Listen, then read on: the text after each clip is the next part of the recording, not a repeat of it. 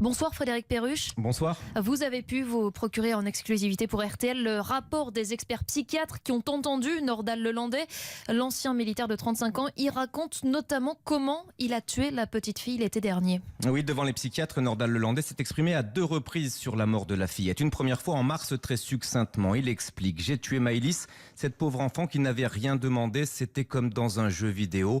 Ça peut pas être un mec normal qui a fait un truc pareil. Moi, j'adore les enfants et les animaux.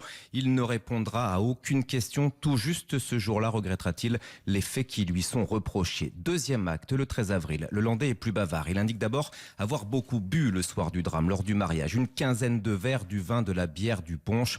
Consommation habituelle en soirée, précise-t-il, et peut-être de la cocaïne. Il assure être parti en voiture avec Maëlys et il éclate en sanglots devant les experts. Il raconte la panique de la fillette et le coup de poing. Tout d'un coup, je suis sorti de mon corps. J'étais comme spectateur, comme si j'étais à côté de la voiture, comme un fantôme qui vole à côté d'elle. J'entendais des voix, indique-t-il encore, mais je ne veux pas en parler. Je ne veux pas qu'on dise que je suis fou. Puis j'ai déposé Maëlys dans l'herbe. Je ne savais pas quoi faire.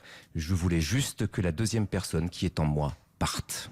Et ce meurtre de la petite Maëlys, Nordal Lelandais le lie directement à celui d'Arthur Noyer. Exactement. Pour le caporal Noyer, il explique l'avoir pris en stop et quand il l'a déposé alors que le militaire était ivre et très en colère, ce dernier l'a frappé. Le Landais a répliqué et l'a laissé pour mort au bord de la route en pleine montagne. Dans quel état psychique étiez-vous, demande un psychiatre. Comme pour Maëlys. Ce n'était pas moi, puis il revient de lui-même au meurtre de la fillette. C'est comme si Arthur Noyer était revenu quand j'ai tapé Maëlys. Comme si le caporal était rentré en elle et qu'il voulait me faire du mal et m'attaquer. J'aimerais être libéré de cette personne méchante en moi, conclut-il.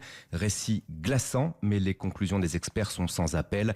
Nordal Lelandais ne présente aucune psychose, aucun trouble psychique au moment des faits.